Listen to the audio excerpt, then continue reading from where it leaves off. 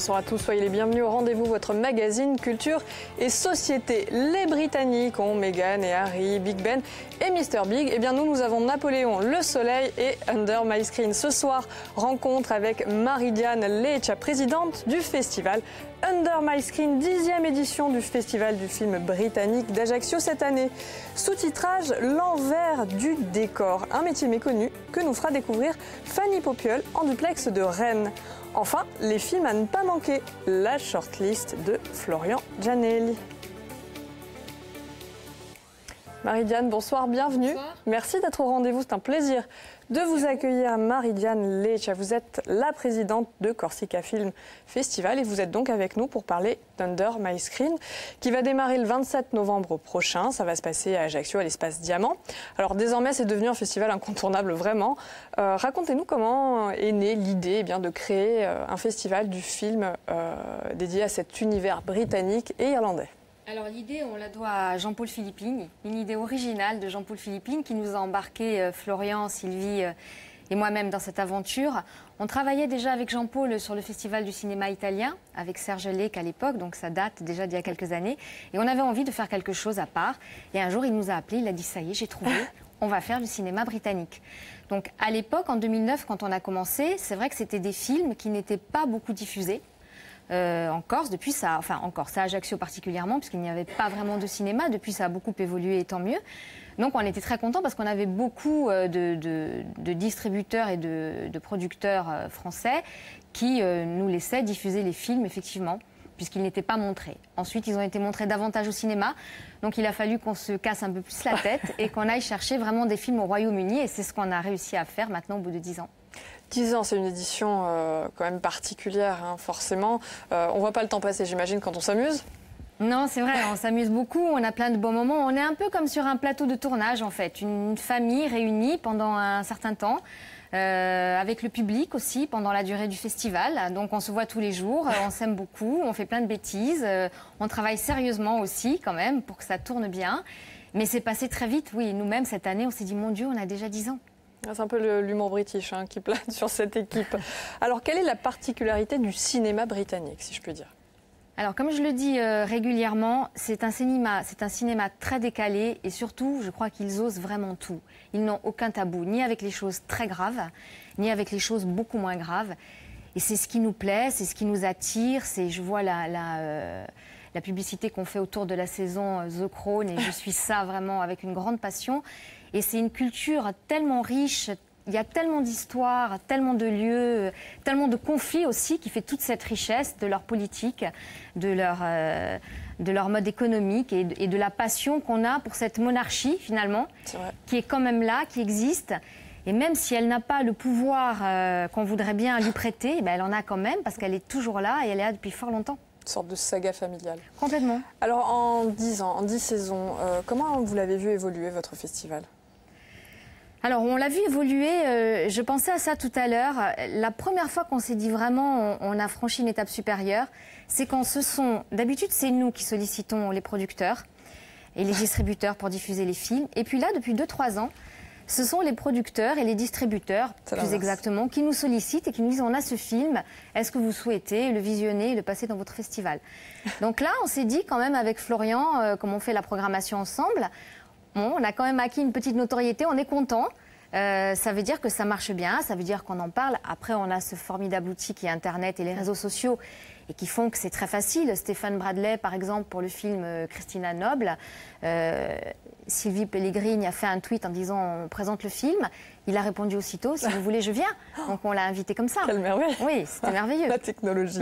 Alors au fil des éditions, évidemment, vous avez su entretenir et faire croître l'appétence du public ajaccien pour ce cinéma, cet esprit british. Est-ce que vous avez une idée du nombre de personnes qui ont assisté aux projections depuis les débuts? Oui, au bout de 10 ans, on a quand même fait un peu nos comptes. On est à plus de 40 000 spectateurs et plus de 200 films. Donc on est quand même, on est quand même content. Et puis on a créé une relation de fidélité avec de nombreux spectateurs qui reviennent chaque année, qui sont heureux de nous retrouver, et comme ils retrouveraient des lointains cousins une fois par an. La famille, donc. C'est ça. Alors depuis le départ, l'un des publics les plus assidus, ce sont les scolaires. Oui, ce sont les scolaires. Avec Florian, on a vraiment beaucoup mis l'accent là-dessus et je dois remercier tous les professeurs et tous les collèges et les lycées qui nous soutiennent et qui permettent à leurs professeurs et à leurs élèves de venir voir ces films.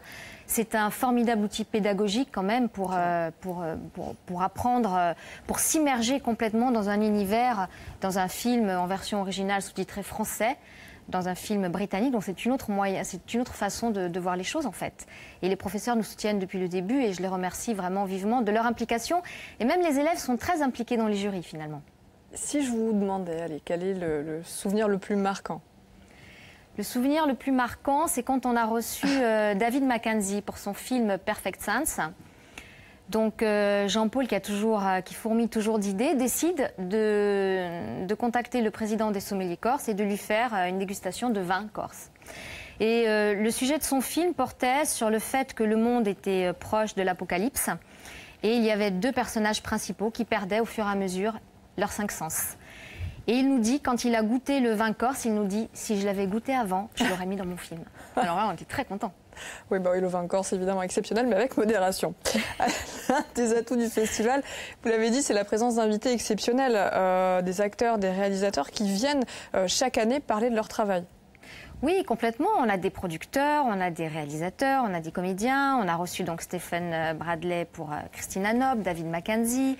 On avait reçu un comédien de théâtre aussi, Chris Craig, toute l'équipe du film Les Exilés de Rina Toufrassati. On a reçu aussi Hugues Pesson, un distributeur de l'atelier d'images, des festivals partenaires comme le Festival de Dinard et le Festival de Nîmes. Donc on essaye vraiment chaque année de faire en sorte qu'il y ait toujours un peu plus de monde pour parler de leur travail et de ce qu'ils font, oui, pour distraire les gens. Et cette année ne dérogera pas la règle? Non, cette année, on est très contents. On a le réalisateur et le producteur du film d'ouverture d'Adinowick, donc Tom Edmunds. Et on a aussi l'atelier d'images qui nous suit chaque année, Hugues Pesson. On présente leur film Les Évadés de Maz. Et on reçoit un personnage quand même haut en couleur, qui est Sam Millar, écrivain, dramaturge, ancien membre de l'Irak, qui a un passé politique assez atypique. Et qui a vécu dans une atmosphère qui nous plaît complètement. Moi, je me souviens quand j'étais enfant, à la télévision, aux informations, c'était l'ayatollah Khomeini et Margaret Thatcher. C'est ça mes souvenirs politiques de mon enfance. Et donc là, on est complètement immergé dans cette période des années Thatcher avec Sam Millar. Et donc Sam Millar qui nous fera l'immense honneur d'être également au rendez-vous. Alors Under My Screen, vous l'avez dit, c'est une sélection de films qui est vraiment pointue. Comment vous les choisissez? Est-ce que vous allez piocher aussi des idées dans d'autres festivals? Vous avez parlé de Dinard, par exemple. Oui, Dinard, bien sûr. Dinard, c'est notre maître. Le Festival de Nîmes aussi, écran britannique. Après, on a aussi souvent, on s'appelle avec Florian, avec Sylvie, avec Jean-Paul. On a lu un article, on a vu un lancement, on a vu un film en projet. On va aussi voir le festival, le British Film London. On cherche un peu partout comme ça pour piocher, pour faire notre petite sélection la plus large possible et pour avoir accès au film. Donc ça se prépare très longtemps en avance, oui. Combien de temps à peu près? Mais là, on est déjà sur l'édition numéro 11. Hein, ça y est, ça a commencé. Oui, on a commencé à chercher déjà. Alors combien de films en tout seront projetés cette année? On a 18 films plus une séance gratuite dédiée au court-métrage et à l'humour britannique. Alors évidemment, pour ceux qui se poseraient la question, hein, ce sont des films qui seront diffusés en VO, mais sous-titrés. Oui, complètement. Il y en a pas encore. On n'est pas nous-mêmes un public suffisamment bilingue. Et les gens, mais en tout cas, les gens veulent voir le film en VO. Si par hasard c'est arrivé parfois qu'il y a un film en français, non, il faut se dépêcher de le renvoyer, de le récupérer en VO sous-titré. Oui. C'est surtout pas. Ils sont très friands de ça, oui. D'accord. Allez, Marie-Diane, on a demandé à l'un des membres de l'équipe de faire sa shortlist et puis à l'une des invitées d'honneur de nous parler du travail très particulier de la traduction. C'est l'heure de la rencontre. Suivez-moi. D'accord.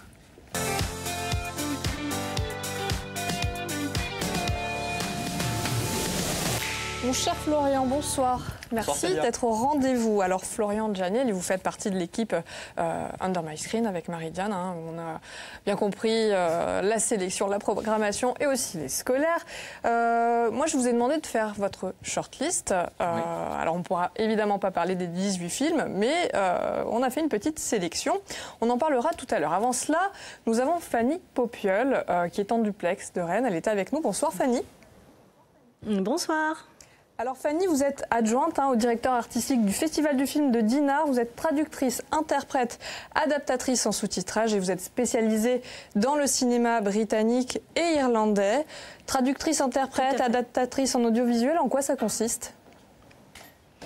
Alors, c'est un métier qui est vraiment méconnu, hein, comme beaucoup de métiers de post-production, comme on les appelle, hein, puisque nous, on intervient une fois que le film est terminé, bouclé. Et l'adaptateur peut, selon sa spécialité, soit sous-titrer, doubler, audio d'écrire et également ou sous-titrer pour les sourds et malentendants. Fanny, vous participez au festival du film britannique de Dinard. C'est un petit peu la référence dont vous avez parlé tout à l'heure, à égalité avec celui d'Ajaccio, évidemment. Plus sérieusement, bientôt, oui, on y arrive. Il existe depuis quand le festival du film de Dinard ? Le Dinard Film Festival existe depuis presque 30 ans maintenant. On vient de boucler la 29e édition ici en 2018 et donc on travaille d'arrache-pied à la 30e, un bel anniversaire. Vous y serez, j'imagine. Ah oui, j'espère. Oui, Alors, j'espère les y voir, oui. Oui, je pense que c'est bon, les invitations, le rendez-vous est pris, ça c'est fait. Alors pour vous, quelle est la particularité de ce festival, celui de Dinard ? Sa particularité, en effet, je pense que déjà c'est sa longévité, puisqu'il a été créé il y a maintenant quasiment 30 ans. Et il évolue bien, si vous voulez, il montre un réel éventail. Une vraie sélection chaque année de ce qui se fait de différent, de nouveau dans la production britannique, pardon. Voilà, et je pense que sa particularité réelle, c'est d'allier le public et les professionnels et réussir à trouver un équilibre pour que et les professionnels et le public y trouvent leur compte. Et je pense qu'on y réussit pas mal parce qu'on a cette réputation de festival très convivial, et pourvu que ça dure. Alors Fanny, festival du film britannique, donc film en VO et donc sous-titres, hein, évidemment. Moi j'aimerais qu'on revienne sur votre activité de traductrice. C'est une activité qui est quand même méconnue du grand public et pourtant c'est à lui que profite ce travail. Comment ça se passe, votre travail ? Tout à fait méconnu, mais très consommé par le public et de plus en plus d'ailleurs. Et ça, je m'en réjouis parce qu'il y a encore une vingtaine d'années, le public français consommait quasiment uniquement des films doublés et les choses changent énormément. C'est principalement dû à l'arrivée du cinéma numérique qui permet dans un même cinéma de proposer un film en VF et un film en VO sous-titré. Donc voilà, un métier qui existe depuis très longtemps et qui est méconnu du public. Je pense que beaucoup de cinéphiles ignorent que derrière les dialogues sous-titrés ou doublés, il y a un auteur. Voilà, qui passe derrière le dialoguiste original pour leur offrir le festival dans une version qu'ils peuvent comprendre. Alors, et ça n'est pas fait par des machines. Non, pas encore. Peut-être dans un film bientôt. Lorsque vous faites votre sélection de films, j'imagine qu'ils ne sont pas forcément tous sous-titrés. Comment ça se passe dans ce cas-là ? Vous faites appel à qui ? Dans ce cas-là, on fait appel à nous-mêmes, à nos anciens professeurs qui nous ont appris l'anglais dans tout notre cursus, tous nos souvenirs, dans tout notre cursus scolaire. Et on le revoit plusieurs fois si besoin. Et bien sûr, mais on le voit quand même. On se bride pas par la barrière de la langue, non, pas du tout. Donc vous avez pu vous apercevoir combien c'est un travail compliqué, j'imagine. Bien sûr. De réécrire, de traduire et d'être juste. Ouais. Alors Fanny, il y a également votre travail d'interprète. Quelles sont les rencontres les plus marquantes que vous avez faites ? Les rencontres les plus marquantes, il y en a eu plusieurs, mais si je vais citer quand même Bill Nighy et Jim Broadbent, qui sont des gens assez fabuleux et des acteurs que j'admire beaucoup. Mais si je dois en garder un, vraiment en expérience d'interprète, je vais garder Gary Lewis, qui est cet acteur écossais qui jouait le papa de Billy Elliot. et avec qui on a fait une rencontre avec le public qui a duré plus d'1 heure, qui était absolument fabuleuse, avec ce monsieur qui joue toujours les gros durs, qui a toujours des rôles affreux et qui en fait est d'une douceur et d'une délicatesse exceptionnelle. Donc j'ai vraiment apprécié de pouvoir le rencontrer et de pouvoir traduire ses mots. Et il m'a fait quelques petites difficultés, on va dire, en donnant des anecdotes sur certains films où il y avait du vocabulaire très spécifique, de volcanologie, ce genre de choses. Mais bon, je suis retombée sur mes pattes parce que heureusement, voilà, je m'intéresse à ce genre de sujet, mais ça a été complètement le hasard. Alors, le hasard qui m'a servi du coup. Vous allez participer au Festival du film britannique d'Ajaccio cette année. Vous allez animer une masterclass. Comment ça va se passer ? Alors là, on revient sur le métier du sous-titrage et de l'adaptation en audiovisuel de manière plus générale, parce que si vous voulez, toutes les initiatives en faveur du cinéma britannique et anglophone en général ont grâce à mes yeux, et j'aime profiter d'avoir un public cinéphile et en général anglophile, c'est le cas et pour Dinard et pour Ajaccio, pour mettre en valeur ce métier et pour remettre un peu les pendules à l'heure, de manière très sympathique, mais en expliquant ce que c'est que ce métier, et je plaisantais un petit peu tout à l'heure en disant c'est pas fait par des machines, mais vous savez que la traduction automatique, le phénomène du fan sub sur Internet avec la course au sous-titrage pour pouvoir sortir les séries US le plus vite possible, malheureusement met un petit peu à mal ce métier.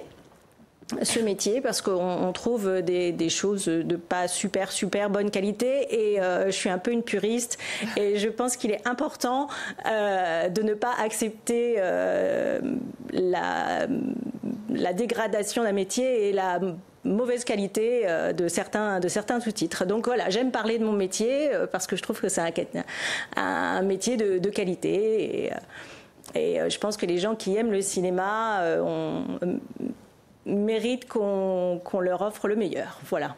D'ailleurs, donc c'est une masterclass qui, je l'espère, je fais tout pour que ce soit pas ennuyeux ni trop didactique. Donc il y a des extraits de films, j'illustre. C'est vraiment très interactif. Je pose des questions. Il y a des interactions avec le public. Donc voilà. J'explique un métier, et parler du cinéma, c'est toujours agréable, et j'aime ça. Donc voilà, j'espère que ça va bien se passer. Je profite de la présence de Fanny pour la remercier déjà en avance, parce qu'on est très fiers pour cette 10e édition de présenter un aspect un peu méconnu du cinéma et de la technique. Et donc on est très fiers qu'elle ait accepté cela, et nous de le présenter au public ajaccien.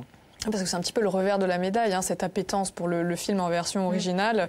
Effectivement, on a envie, dès qu'une série ou un film sort, de le voir avec les sous-titres, et c'est un peu dommage de vouloir à tout prix regarder avec des traductions, si je puis dire, un peu bâclées. Alors, comme promis, Florian, on va poursuivre avec la sélection des films à ne surtout pas manquer. Marie-Diane le disait tout à l'heure, 18 longs métrages, un cycle également dédié aux courts-métrages inédits. Alors comédie, thriller, film historique, romance, documentaire, bref, il y en aura pour tous les goûts. Exactement. C'est ce qu'on essaye de faire depuis 10 ans maintenant, c'est proposer une sélection la plus variée possible, qui s'adapte à tous les publics, et cette année encore, on y arrive, enfin je pense, et voilà, et on a très hâte de le présenter au public. Alors si on devait commencer, moi j'aimerais bien qu'on choisisse un biopic, Colette. Très bien. Alors Colette, là, casting impressionnant, parce que vous avez à l'affiche Keira Knightley, et là c'est une vraie ode à l'émancipation féminine, oui, à la place de la femme au cours du XXe siècle. Et là, c'est une vraie œuvre artistique, parce que certains des plans sont des véritables toiles, et on est vraiment pris par le spectacle tout au long, et le message qui est donné par ce film. Donc ça retrace le parcours de l'auteur. L'auteur francophone, qui est sans doute qui a eu le plus grand succès. Et ça nous montre sa vie et comment elle est arrivée à ces publications. Et à s'émanciper. Exactement. Un mari trop présent. Je vous propose de regarder la bande-annonce. May I introduce to you my wife, Colette? You've married a struggling writer. You've married a country girl without a penny to her name. We're doomed, aren't we? I have this remarkable idea. You could write for me. What? Those stories you told me last year. My school stories? Yes, that could be my next novel. My name is Claudine. I live in Montigny. I shall probably not die there. He's made you one of his ghosts already. Is this it? It's too feminine. More spice, less literature. We've never had one fly off the shelves like this before. Ce sera donc Colette. Allez, Florian, si vous êtes d'accord, on va poursuivre avec une comédie maintenant. Pourtant, c'est un sujet qui n'a rien de drôle, a priori, puisqu'il est question de suicide. C'est le film Did in Wake. C'est ça. Et c'est là toute la force du cinéma britannique, c'est-à-dire sur un thème un petit peu à la base dur, c'est comment faire une comédie à l'humour noir. Mais alors là, Ouais, c'est le moins qu'on puisse dire. là, on a vraiment hâte de le présenter parce que là aussi un casting qui est vraiment très surprenant et voilà, et cette particularité de la comédie et cette facette très très particulière. Et tout au long du film, là, on a des situations qui s'enchaînent, très cocasses, un rythme très varié, et à partir de là, ça nous offre une comédie sans doute, je pense, l'une des meilleures de ces dernières années au niveau du cinéma britannique. Et on est fiers en plus de le présenter avec le réalisateur et le producteur du film. Waouh! Alors, en bref, c'est l'histoire de quelqu'un qui essaye de se suicider en vain. C'est ça, en vain. Donc, ce qu'il fait, c'est qu'il engage un tueur à gages, il signe un contrat. Ce tueur à gages doit... Qui va partir à la retraite. Hein. Il va partir à la retraite, mais il doit... Voilà, ça doit être son dernier contrat. Donc il veut faire ça bien. Il veut faire ça bien. Il va aller au bout. Sauf que voilà, le protagoniste qui a décidé d'engager ce tueur à gages se rend compte que finalement, il veut vivre. Ah bah mince alors. Donc et que le tueur à gages, lui, par contre, doit arriver au terme de son contrat. Ah, il faut honorer son contrat, sinon ça... Voilà. Donc à partir de là, les situations s'enchaînent et c'est vraiment... C'est très drôle. Très. Donc à retenir. Allez, une autre avant-première, le très attendu Forgiven avec... donc c'est un thriller, hein, c'est avec Forest Whitaker. Tout à fait. Là aussi, par contre, on est dans le domaine du thriller et du fait historique, avec un casting là encore impressionnant, Forest Whitaker, Eric Bana. Et ça nous parle d'un prêtre qui a été nommé à la fin de l'apartheid par Nelson Mandela pour diriger une commission, la commission des aveux et de la rédemption. Et à partir de là, il se dirige vers les prisons. Et là, il va avoir affaire à l'un des tortionnaires lors de l'apartheid. Et on suit la rencontre entre ces deux personnages qui, à l'origine, tout oppose et qui finissent par allier une relation. D'accord. Allez, on va terminer avec les évadés de Maz et la présence exceptionnelle de l'équipe. Oui. On est content. Wow. On est très content d'avoir Sam Millar, mais qui était incarcéré dans cette prison de Maz. Et au niveau du film, on est vraiment dans ce qu'on appelle le thriller carcéral. C'est-à-dire que là, on est loin du côté très spectaculaire. Tout est au niveau des dialogues, donc il y a un soin porté au dialogue et à la réalisation. Et on est vraiment porté par ce thriller vraiment carcéral qui met en avant l'un des points noirs et historiques de l'Irlande du Nord. On va regarder quelques images.